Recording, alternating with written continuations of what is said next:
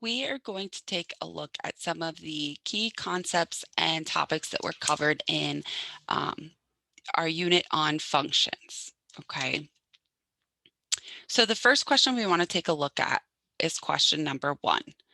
Question number 1 is going to relate to the constant of proportionality. So the main thing that we need to look at with question number 1 is going to be, what is the constant of proportionality and what does it mean?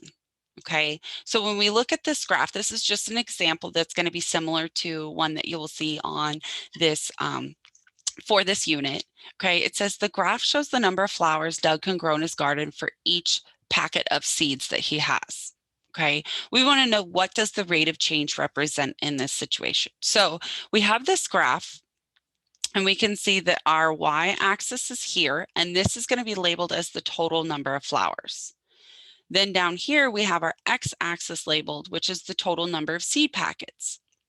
And we can see as we look through this graph and everything that we start out with, 0 flowers because we don't have any seed packets. And then we move to, after having 1 packet of seeds, we could say that, okay, so now we can grow 5 flowers. And then we can move on and we could go to, we could say for 2 packets of seeds, we can grow 10 flowers and so on. Okay. With this question, we just need to go back and think about, what is the constant of proportionality? What is the rate of change for this? As far as what does it represent with this graph? So rate of change, okay, can be written as your y over your x. Anytime you're solving for what the rate of change is, okay, you're going to take your y, which is, let's say we'll just do this first one at 5. So our y is 5. And when we picked out the 5, we're looking at this point here. Where does it line up with the y-axis and where does it line up with the x-axis? So it lines up with 5, and then it lines up with 1, and then we can reduce this to 5. So that would be our rate of change, okay? You could figure it out from the second point here as well by saying it lines up with 10 on the y-axis and it lines up with 2, which is actually just going to reduce to 5 as well.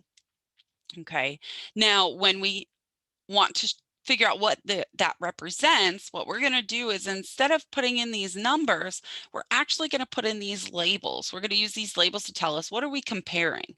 Okay, so we're comparing the total number of flowers to the number of seed packets. Okay, and then when you go through and you select an answer from the drop down, you'll look for whatever matches what you determined the rate of change is representing in the graph that you have for this question. Moving on to question number 2. We're going to look at using the slope from 2 points, okay? So this states that a relation is plotted as a linear function on the coordinate plane starting at point A, 0, 5, and ending at point B, 6, 41. So I'm going to draw just a rough sketch of a coordinate plane. And then it says that we have the starting point of A5. A is at 0 and then 5. So we're going to start at 0, and then this point here, 0, is telling us we're not going to move left or right. We're just going to go up to 5, and that's where our graph is going to begin. Okay, remember that ordered pairs are written as x and then y, and your x is going to tell you movement left or right, and your y is going to tell you movement up or down. So in this case, we're going to start at 0, 5. This is also going to give us what that initial value is going to be. Okay, that initial value, we see that we're starting the graph, that y-intercept is going to tell us where we're starting. And that's actually going to also be known as our initial value. The next part we have to figure out is the rate of change. Now you can use the formula that we have for finding the slope of 2 points to figure out what the rate of change is. So I'm just going to rewrite our ordered pairs here, 0, 5, and then 6 and 41. And I'm going to label each of these ordered pairs. This is going to be 1 and this is going to be 2. What these labels are going to do is they're going to help as we're plugging in these numbers. We're going to look for these sub numbers. So like y sub 2 minus y sub 1. This y sub 2 is going to tell us that we need the y from that ordered pair that we labeled as 2. So we're going to write this and we're going to plug in our numbers. Before we even begin solving, we got to make sure we have all the numbers in the correct spots. So y sub 2, I'm going to go to this ordered pair that's labeled as 2, and I'm going to go to this number that's in the y spot, which is 41. Then I'm going to subtract. I'm going to go to y sub 1, which we're going to go to that ordered pair we labeled as 1 and go to that number that's in the y spot, which is 5. So we are done with the numerator now. We can move on to the denominator. So the denominator, I'm going to pick x sub 2. So I'm going to go back to this ordered pair we labeled as 2, which is going to be the number that's in the spot for x is going to be 6. And then y sub 1, I'm going to go back to the ordered pair labeled as 1, and I'm going to take that number from the x spot, which is 0. Now I can go through and I can solve, okay? I can say that 41 minus 5 is going to give me 36. And then 6 minus 0 is going to give me 6. And now I can reduce it. 36 divided by 6 will give me that rate of change being positive 6. All right. Moving on to question number 3. Okay. Question number 3 is going to give you a scenario. Okay. It's going to be about Tina's bike ride. And your objective of this question is to figure out which scenario or which graph is going to match the scenario that you have for Tina's bike ride. So it's important to pay attention to what part of the graphs are increasing, what part of the graphs are constant, and what part of the graphs are decreasing. So let's say, for instance, you might have the scenario that says Tina starts off her bike ride leaving from her house. So we'll say the initial point is the beginning point is where she leaves from her house. And then it says she's pedaling and her speed is increasing. We could say that this part of the graph is increasing, okay? Because we can see here that the graph is increasing, the speed is increasing on the y-axis, the time is increasing on the x-axis. Okay, so this part is increasing. The next part that we can see is from this point to this point, we could see that this is decreasing. Okay, maybe it says that Tina is her speed is decreasing as she comes up to a stop sign, or she comes up to some point that she has to slow down. So it says that her pedaling has decreased, her speed has decreased. Maybe it says at this point, this is constant. It says that her speed is constant at this point. The time is still passing. And we can see here that on the speed, she is still moving. She's just not moving as fast as she was when she was leaving. Her speed is constant. So we all know with bicycles, you stop pedaling, but you haven't stopped or anything. You're kind of coasting. Okay, so maybe she is coasting. Then right here from this point to this point, we could see that we are back to increasing. So her speed has picked up. And then up here, we can see that it's constant. And then from here, we can see that it's decreasing. And all of these from the graph is going to match the scenario that you are presented with. Okay, so a good technique to do with this is to break up the question. So when you're reading the scenario and you're reading about Tina's bike ride, pay close attention to those parts that say, Tina's speed is increasing. Okay, so if Tina's speed is increasing as the first thing as she's leaving her house, you want to make sure that the first part of the graph is increasing. So you want to follow it kind of like you follow the story, okay? Moving on to the next question, we have question number 4. Question number 4, you're going to be presented similar to question number 3, where you have different graphs that you're looking at. Okay, and you want to pick the graph that's going to describe the situation that you have. So in this case, we're presented with the situation where we have the amount of rain on the ground starts at 0 inches and increases 2 inches for every hour. So we'll go ahead and say our X is the hours and our Y is inches. Okay. This is important, as you're picking out the correct graph so that you can see, okay, so these are the two units that I'm comparing. Now, it says that it's going to start at 0 inches. So that means your initial point or your y-intercept needs to be at 0, 0. And then it says it increases 2 inches for every hour. So we could actually say that our slope or our rate of change is going to be equal to 2 inches for every 1 hour, which is just going to be equal to 2. Okay. So that means we have to find a graph that has that initial starting point of 0, 0, and then it increases by 2 inches. So looking at this first option, we can already eliminate this as an answer choice because we can see that the initial starting point is at 4.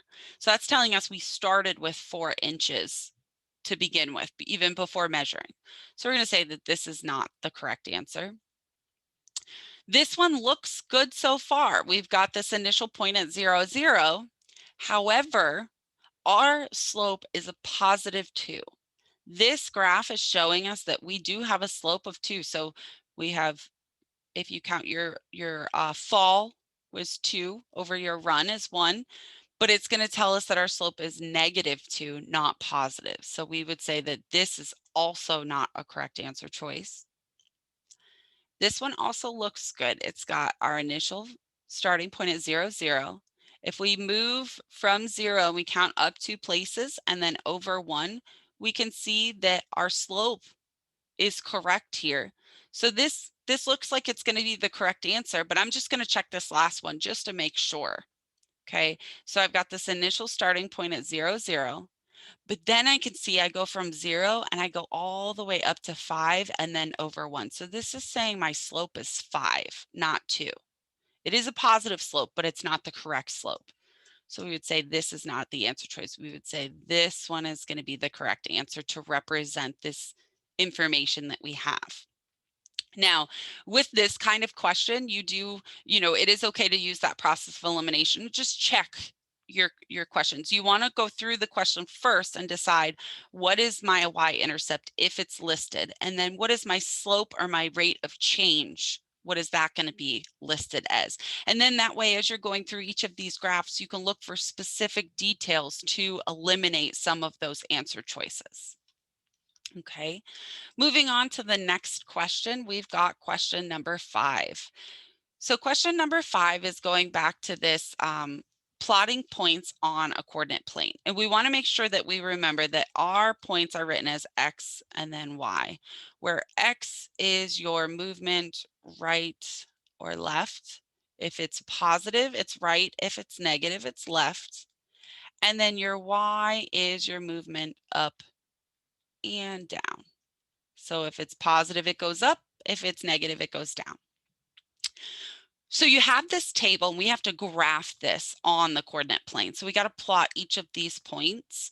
So we want to look at each of these points as individual ordered pairs. Okay.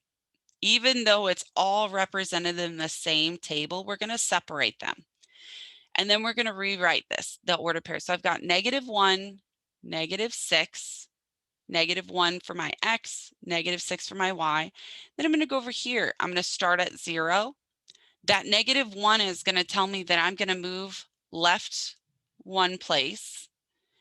And then I'm going to move down -6 places. Okay. Then that's going to be my first point. My second point is going to be at 0 and then 3. So that 0 is going to tell me I'm going to start at 0, but I'm not going to go left or right. I'm not going to move left or right. Okay. That 3 is going to tell me I'm going to move up 3 places because it is a positive number. And then the last point is going to be at 1 and then 0. I'm sorry.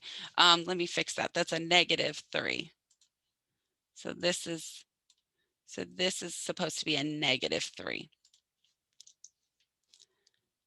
So instead, we're still going to start at 0, but instead of going up, we're actually going to go down -3 places.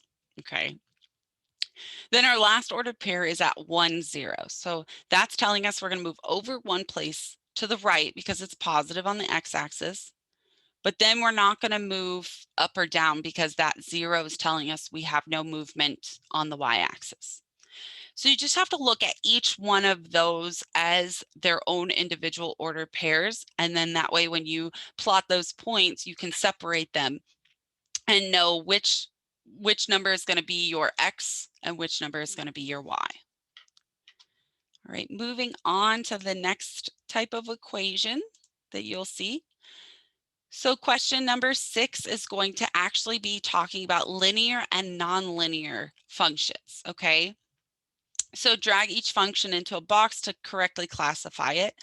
But I want to give you the definitions of them first. So we've got linear functions are when they are graphed, they're going to give you that straight line. So let's say we have y is equal to 2x plus 3. When we graph this, okay, we would actually end up with, we would start at 3, go up 2 over 1. So we'd have something that kind of looks like this. And I know that's not accurate, but just drawing an idea. But you can see that the graph that we get is going to be a straight line. We're going to see that it's linear. It's a straight line, okay? On the other hand, we have nonlinear functions that when graphed, it is not a straight line. So when you see equations like this, y is equal to x squared, you might have a graph that looks similar to this.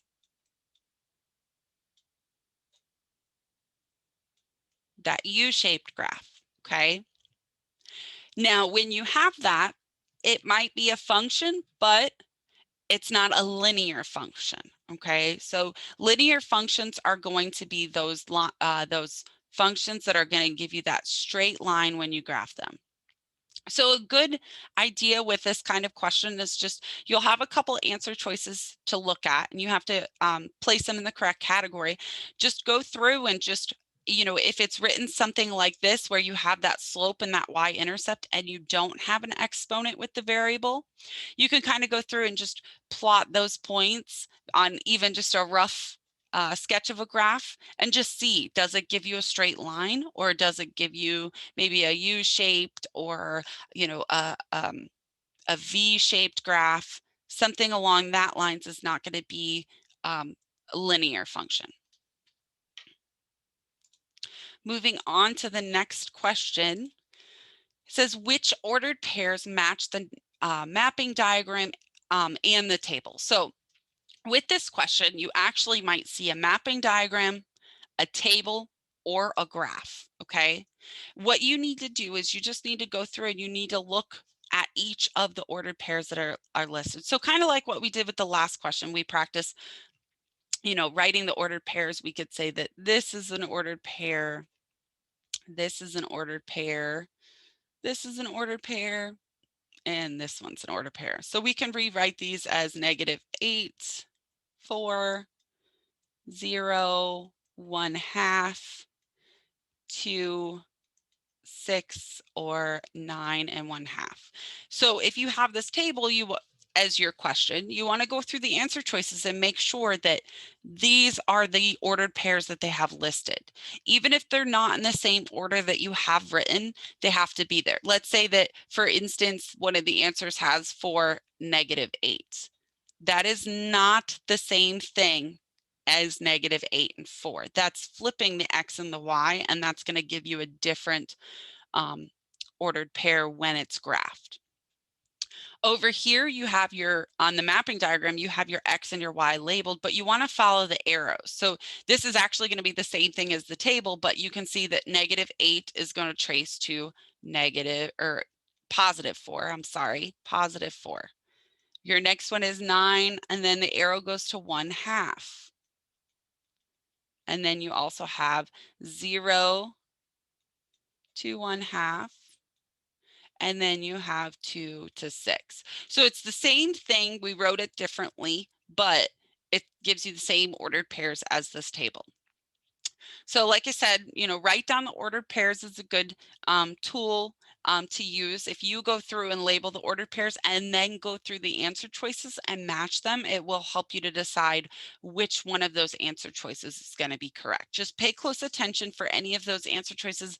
Try to trick you and flip the X and the Y, that it's not the same thing. It has to be written the same way with your X first and your Y second. Moving on to the next question, we've got question number 8 is going to look similar to this, where you have to you have to write the equation in slope-intercept form. So just to quickly review, slope-intercept form is going to be y is equal to mx plus b. Your m is your slope, and then your b is your y-intercept. Okay, so with this, you can go through this graph. And the first thing we want to do is we just want to say, what is our y-intercept? Where does this line cross the y-axis? And we could say that the line that we have is going to cross the y-axis right here, which is going to be, if we count down, it'd be at -7. So we have mx minus 7. And then we can also go through, we could pick another point on this graph. We could pick any point, any place that looks like it crosses at the X and the Y axis. So let's just say this point right here, okay? -4 and then -5. What we want to do is we want to count. You're going to go from left to right, just as if you were reading, you would go from the point that's furthest to the left to the point that's on the right. So we're going to count. In this case, it's going to be our fall. So we're going to go down 1, 2. So this is -2. And then our run is 1, 2, 3, and then 4. So this is going to be -2 over 4. So when we continue with this, we've got -2 over 4, but you can actually reduce this to be 2 goes into 4. We can, well, dividing both the numerator and the denominator by 2, we would get -1/2. Okay, so we're going to go, what this is telling us is that our rise or our fall is going to be, and I'll write this up at the top, -1/2 is going to be our fall over our run. Okay, so when we write this in slope-intercept form, we would just type this in as y equals, m is going to be replaced with the slope we just found, which is -1/2. X is going to stay the same. That's not going to change in this equation. And then -7. And that's going to be the equation that we're going to use to represent this graph. All right. Now with this question, you're going to have a graph and you're going to have to decide, go through the steps, figure out what the y-intercept is, what the slope is, and then put it together as an equation. Moving on to question number 9. We've got this question here. It says, similar to the question you'll see, what is the equation of a line with a slope of 2 and a point on the line 1, 6? Okay, so in this case, again, slope is equal to y equals mx plus b, slope-intercept form. This is your slope, and this is your y-intercept. Another way to look at this is m represents your movement of the line, and b is going to represent the beginning, okay, or the y-intercept. So in this equation, we've got y equals, we know our slope is 2. So we can put 2x plus b, because when we look at this ordered pair 1, 6, this is not going to give us the y-intercept. This is just a point that's on the line. So how do we find the y-intercept if we know what a point on the line is? Well, we've got this ordered pair. 1, 6. We know that this is our X and this is our Y. So we can actually just use this ordered pair to plug into this equation to solve, okay? So when we plug this in, our Y, instead of writing this variable, we're gonna plug in this number 6 is equal to, 2 is gonna stay the same because 2 is our slope. And then our X, we're gonna represent that as 1, okay? So 2 times 1 plus B. Then we're gonna say 6 is equal to 2 times 1 is 2 plus B. And then this 2 is a positive number. So this is where we're gonna solve this one-step equation by doing the inverse operation. We're gonna subtract 2 from both sides of the equal sign. Okay, this is gonna cancel for us. 6 minus 2 is going to give us an answer of 4. So we can say B is equal to 4, but now you gotta go back one more time because it says, what is the equation of this line? So we solved for B, but now we have to write this as an equation. So we're gonna say Y is equal to, our slope stays the same. We'll say 2x, and now we can plug in this 4 for our y-intercept. So this would be our answer to this type of question. Okay, you can also, if you choose to, you can also graph this on a coordinate plane. If you have some graph paper, you can start with this first point, plot the point on the graph, and then use the slope to decide what your movement is, to place some more points and then connect the lines.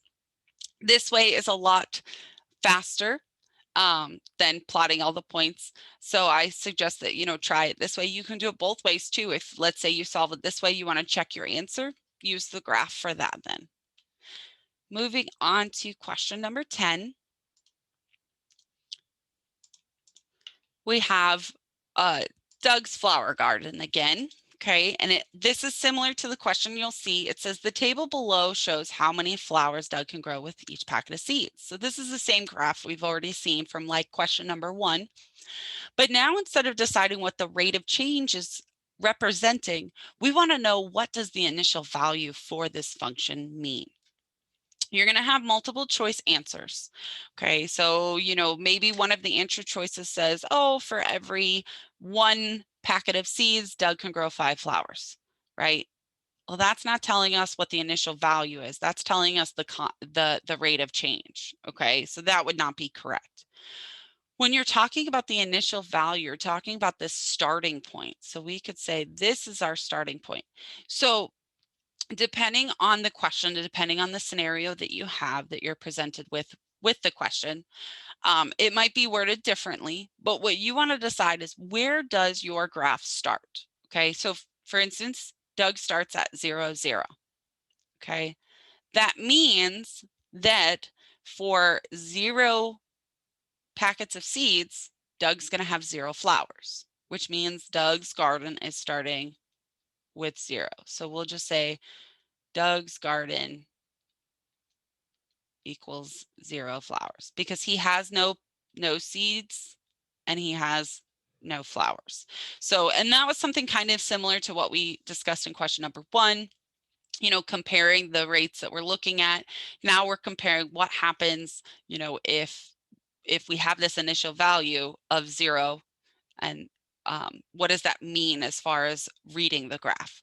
We could say, let's say our initial value was at 8 right here. We could say that if the initial value is at 8, we could say that Doug's garden starts with 8 flowers before he starts planting more seeds, okay? So that's something to also consider if the graph does not start at 0, 0. What does that mean? It means that, the initial value is greater to begin with.